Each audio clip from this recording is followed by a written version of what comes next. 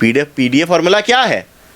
पिछड़ा, दलित, अल्पसंख्यक, तीन को हमने अलग कर लिया और इनके साथ में जो है हम अपनी जाति बना करके एक फॉर्मूला क्रिएट करके और फ़ायदा पाने का प्रयास कर लेंगे।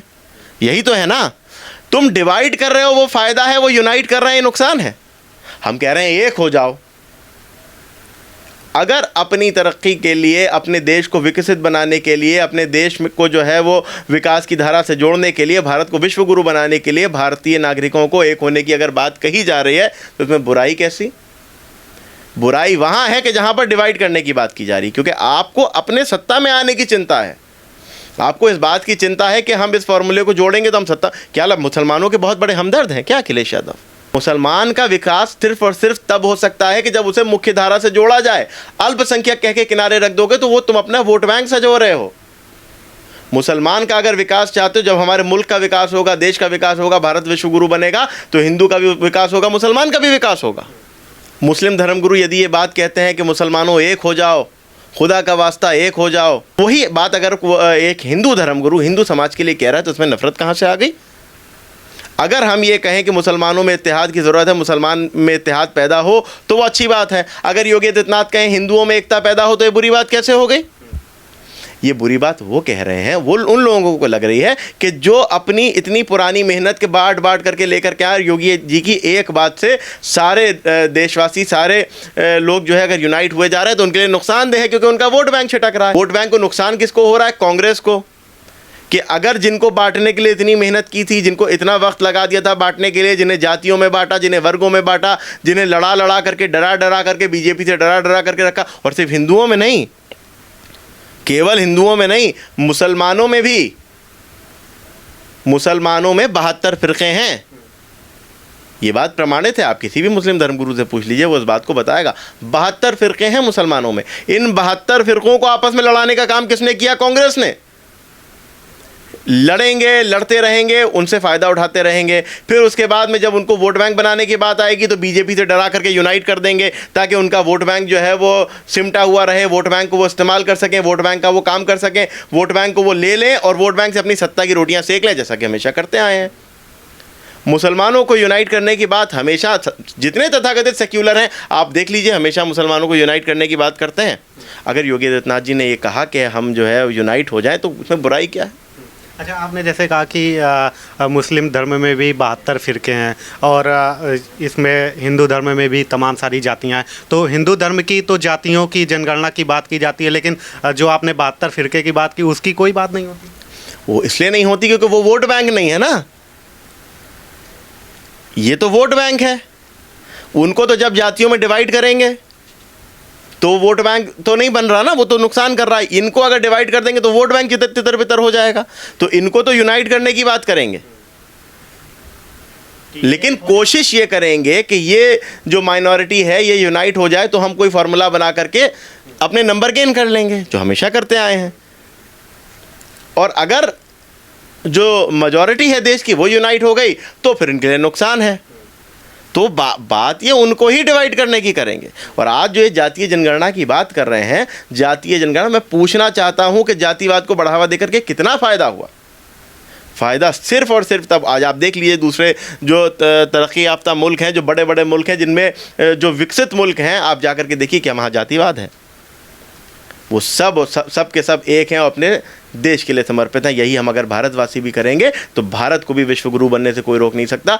लेकिन हमारे देश के तथाकथित सेक्युलर दल, चाहे कांग्रेस हो, चाहे समाजवादी पार्टी हो, या चाहे ऐसे जितने भी दल हों, इनको सिर्फ और सिर्फ यदि किसी की चिंता है तो अपनी सत्ता की, अपने सुख की, अपनी गद्दियों की चिंता है। इन्हें देश की चिंता नहीं। और देश की चिंता अगर किसी को है तो केवल और केवल नरेंद्र मोदी को है, भारतीय जनता पार्टी को। अच्छा, अखिलेश यादव जी ने तुरंत इस पर प्रतिक्रिया दी और कहा कि ये भय का माहौल योगी जी बना रहे हैं और इस तरीके से मतलब माहौल को ख़राब करने का एक मतलब कि इतने उच्च पद पे बैठे हुए लोगों को शोभा नहीं देती। डबल इंजन कहाँ है? हाँ, इतने भय के माहौल की चिंता अखिलेश यादव जी को उस समय क्यों नहीं हुई जब पीडीएफ फार्मूला बनाया था? तो पीडीएफ फार्मूला क्या है?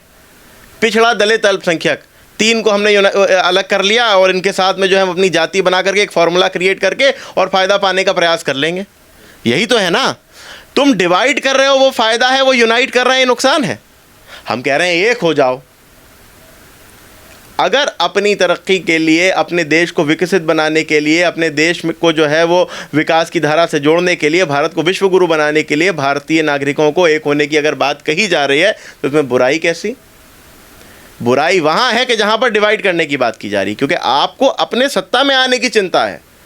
आपको इस बात की चिंता है कि हम इस फॉर्मूले को जोड़ेंगे तो हम सत्ता, क्या मुसलमानों के बहुत बड़े हमदर्द हैं क्या अखिलेश यादव?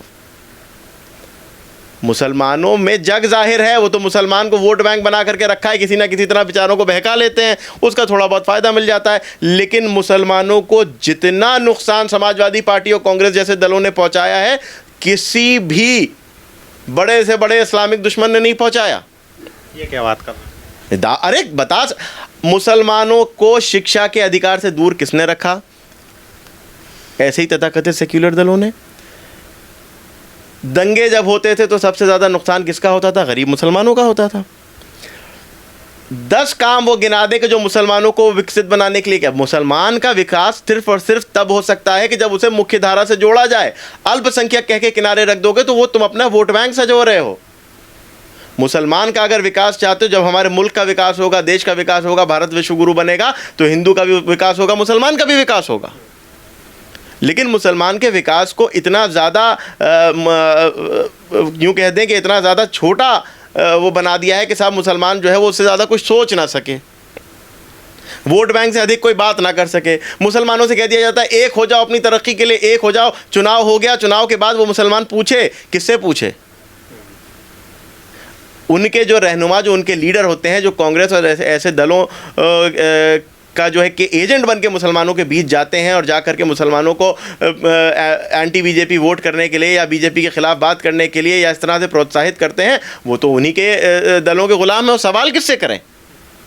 उस सवाल का उनको कभी जवाब नहीं मिलना। लेकिन मुसलमानों को भाजपा से डरा करके, भ्रमित करके, मुसलमानों के मत का इस्तेमाल करके, उनके वोट का इस्तेमाल करके हमेशा काम निकाले गए हैं, अपने उल्लू सीधे किए गए हैं।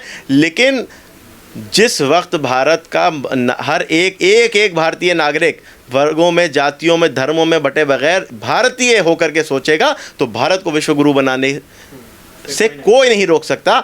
और यही इस बात की, इन लोगों की सबसे बड़ी चिंता है।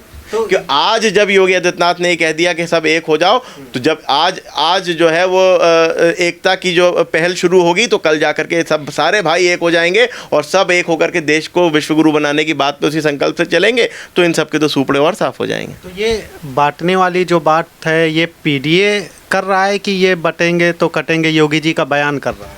योगी जी ने क्या कहा? बटेंगे, बटने से रोका कि देखो बटना नहीं है। और बांटने की बात कौन कर रहा है?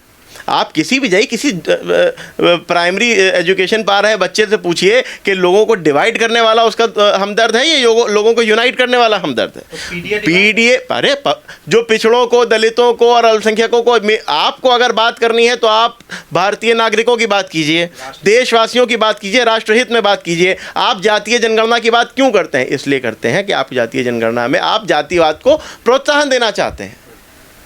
लेकिन भारत को सबसे ज़्यादा नुकसान यदि किसी चीज़ ने पहुंचाया है तो जातिवाद ने पहुंचाया है, चाहे हिंदुओं में हो चाहे मुसलमानों में हो।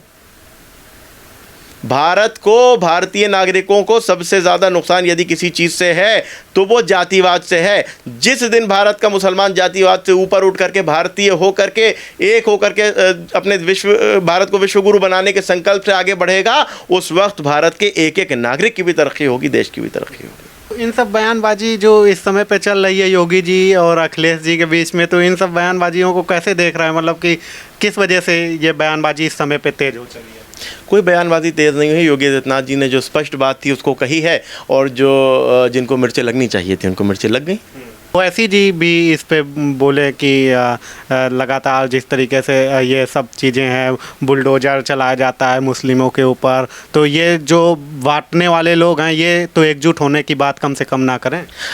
ओवैसी जी से मैं बस इतना कहना चाहता हूँ कि बुलडोज़र चलता हुआ आप जब देखते हैं तो आपको उसमें मुसलमान दिखाई देते हैं, लेकिन बुलडोज़र जो है वो अपराधियों पर चलता है, गैर कानूनी चीज़ों पर चलता है, वो हिंदू और मुसलमान देख करके नहीं चलता। आप चले जाइए, जा कर के देख लीजिए कि मुरादाबाद में भी आपने देखा होगा, सोशल मीडिया पे वीडियो बहुत वायरल थी कि हिंदू कॉलेज जिस तरह से तोड़ा गया था। जो गलत है उस पर कार्रवाई होगी। उसमें हिंदू और मुसलमान न देखिए, अपराधी का और गैर कानूनी चीज़ों में धर्म को न ढूंढिए। जो गैर कानूनी है वो है, क्योंकि अगर कोई आदमी कानून की खिलाफ वर्जी करता है, कोई आदमी इलीगल है, कोई क्राइम करता है, तो फिर वो किसी धर्म का नहीं है। क्योंकि चाहे मजहब इस्लाम हो, चाहे सनातन धर्म हो, चाहे सिख धर्म हो, चाहे ईसाई धर्म हो, कोई भी धर्म क्राइम को प्रोत्साहन नहीं देता। ये हर वर्ग क्राइम के खिलाफ है, क्राइम को रोकने की बात करता है, क्राइम को ख़त्म करने की बात करता है। और जो क्रिमिनल है वो आपको शर्मानी चाहिए अगर आप क्रिमिनल को मुसलमान कह रहे हैं तो, क्योंकि जो क्रिमिनल है वो मुसलमान हो ही नहीं सकता। मुसलमान होने की पहली और सबसे मजबूत शर्त यह है कि वो क्रिमिनल नहीं होना चाहिए।